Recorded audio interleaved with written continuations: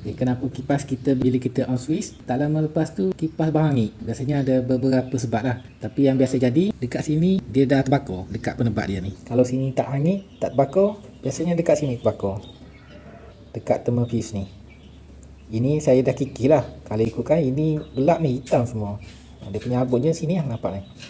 Yang ni dah bersih lah pasal saya dah kikis tadi. Macam ni. Bagi dia bersih, nak buang semua bekas-bekas yang hangit, yang terbakar ni. Penebat yang terbakar ni saya kikis supaya dia bersih balik lah. Sebab kalau saya tak kikis, bila saya pasang kipas nanti, dia akan bau hangit lagi. Pasal apa? Pasal getah dekat sini ataupun penebat dekat sini, dia cair. Dia cair bau hangit lah. Macam mana dia cair? Pasal benda ni kan panas. Bila pusing, bila kipas pusing, benda ni panas. Bila panas, benda ni kan duduk rapat. Thermal fuse ni duduk rapat kat coil ni. Jadi kulit ataupun penebat thermal fuse ni, dia terbakar, dia cair. Lepas tu bau hangit lah. Jadi inilah yang saya dah kikis tadi. Jadi macam mana kita nak selesaikan bau hangit ni, kita kena bersihkan thermal fuse ni. Kalau ada hitam-hitam, kena bersihkan macam gini lah. Kena buat gini sampai jadi putih macam gini. Lepas tu macam getah ni ataupun penebat kat sini ni, yang ni pun nak kena tukar juga. Pasal apa? Pasal ni dah keras.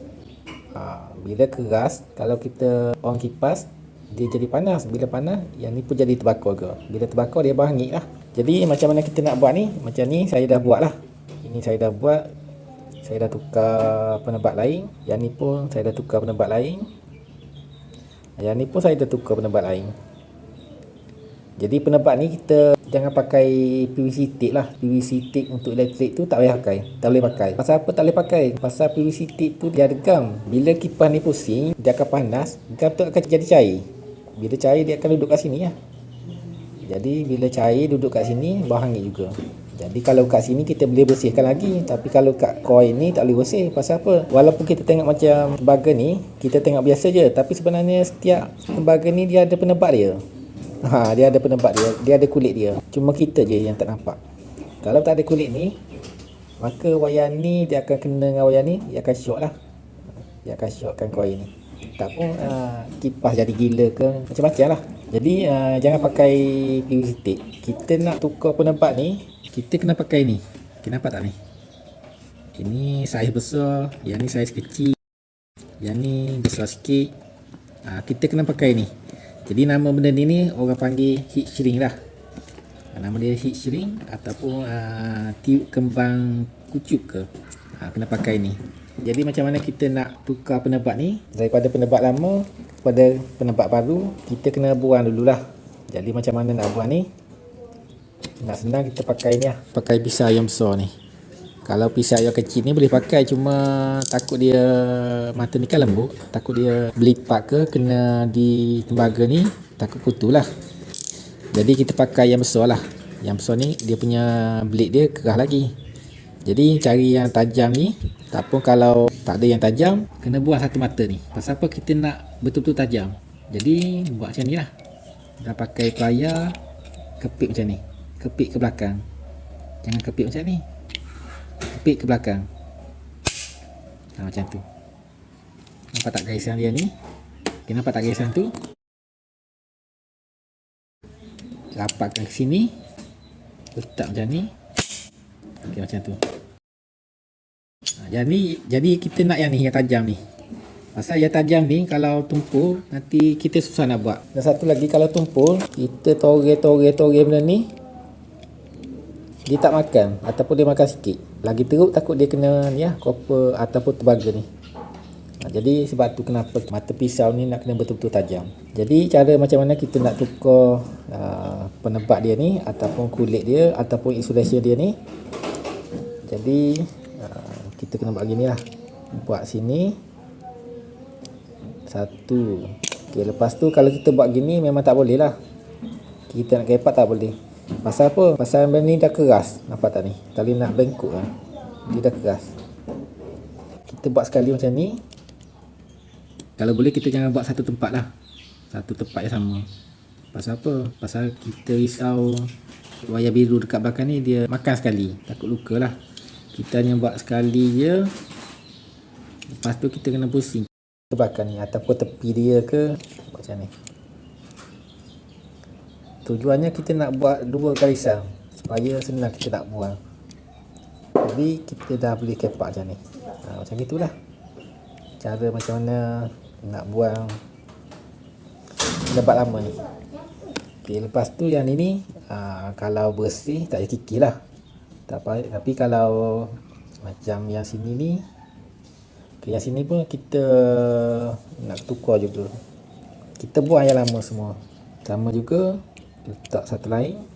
Ini kena tekan lah, takut kena tembaga dia. Kena hati-hatilah. Okay, satu. Lepas tu kita kena pusing ke tepi dia ke ataupun ke belakang dia. Kita nak buat 2 garisan yang kita potong lah. Buat 2 garisan. Okay. Lepas tu cuba kepak dengan tangan, boleh tak? Kalau tak boleh, kena buat sikit lagi lah. Buat tempat lain pun tak apa.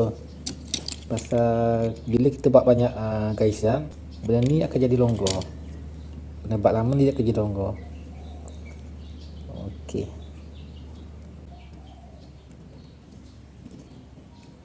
Jadi nak buat ni kena hati-hatilah. Sebab kita takut kena tembaga ni putus. Nak sambung susah lah, pasal dia kecil.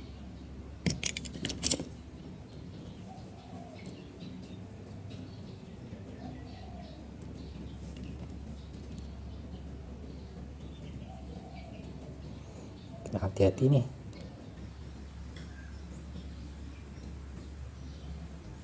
Kena hati-hati, takut tembaga ni putus.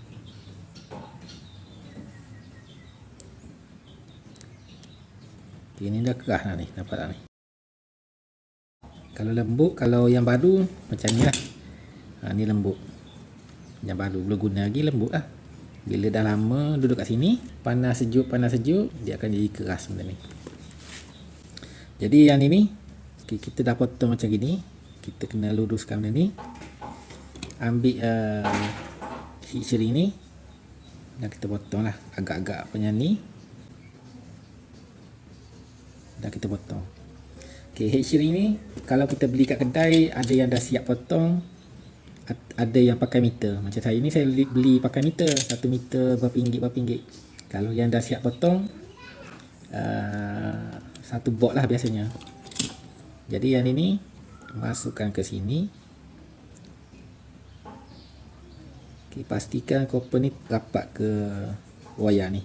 Pasal apa, kalau jauh nanti benda ni jadi besar, jadi takut longgar lah. Okay, buat gini. Okay, lepas tu kita kena pakai lighter macam ni lah. Dan kita kena bakar kat sini. Caranya macam ni lah. Ni rapatkan. Pastikan ujung ni tak keluar tembaga. Ataupun kita tengok lah, kalau ke sini nampak lah ni. Kita tak nak gini, sebab ni nampak. Kita nak dia duduk dalam penebat ni. Macam gini lah. Lepas tu kita ambil lighter ni, bakar macam gini lah. Dan kita layu. Kena sekata lah. Jangan buat sini je, tak boleh, takut ni bakar. Kena buat sekata. Okey. Lepas tu yang ni kita biar kejap. Sekarang ni lembut lagi ni, nampak ni. Sekarang ni kalau kita buat macam ni dia lembut lagi. Tapi kalau kita biar lama sikit, ini dah keras. Macam itu. Jadi lama sikit baru kita buat yang ni. Kita nak dia keras lah dulu. Sekejap je, dalam tak 1 minit lebih kurang lah. Lebih kurang 1 minit. Ni pun dah sejuk lah. Jadi gitulah caranya macam mana kita nak tukar penebat penyambung wayar ni.